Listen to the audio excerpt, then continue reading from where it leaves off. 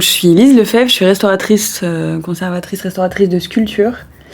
Et donc là, on m'a demandé d'intervenir sur les médaillons de la façade de la Villa Marmottan. Il y a 3 médaillons en façade, donc une joueuse de flûte et 2 angelots.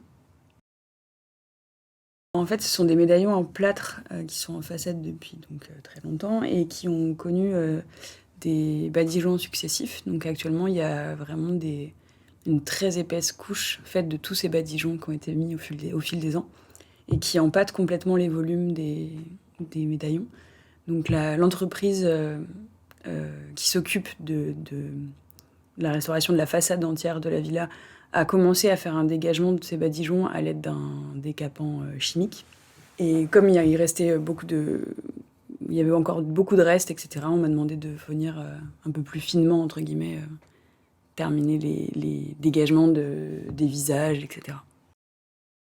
Et ça aide aussi à la conservation des médaillons, puisqu'ils vont faire ensuite l'objet d'une nouvelle pose d'un badigeon sacrificiel. Et en fait, si on laisse trop d'îlots d'anciens badigeons, ça peut déclencher, on va dire, une altération préférentielle de certaines zones non protégées par rapport à celles qui sont protégées, etc. Donc ça peut créer des altérations en plus. Le plâtre est un matériau qui est très fragile, qui est hygroscopique.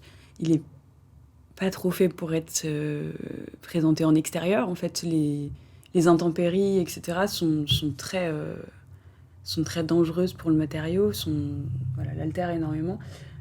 Donc là, en fait, ce qu'on voit, c'est que le plâtre, à cœur, il est blanc, puisque le plâtre est un matériau blanc.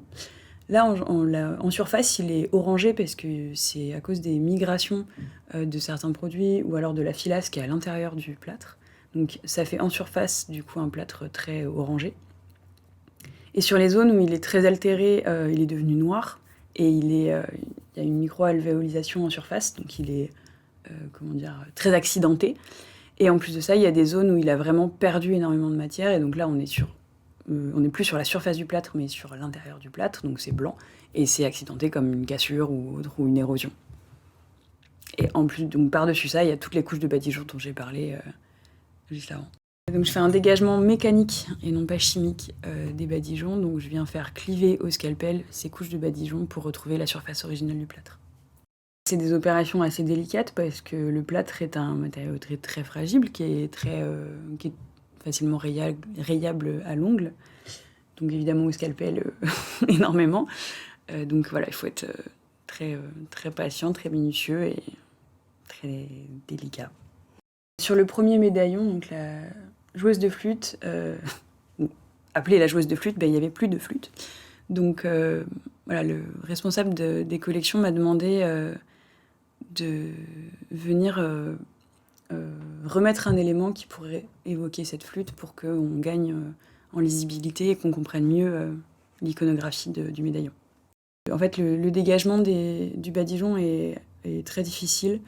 Et donc on m'a demandé de ne faire que les visages et les zones les plus importantes pour une question de temps, tout simplement. C'est assez satisfaisant tout de même de retrouver les volumes cachés sous ces couches et ces couches de badigeons, puisqu'elles étaient complètement engluées. Donc on retrouve la finesse des décors, des visages, etc. Donc c'est assez satisfaisant et c'est vraiment un plus pour les médaillons.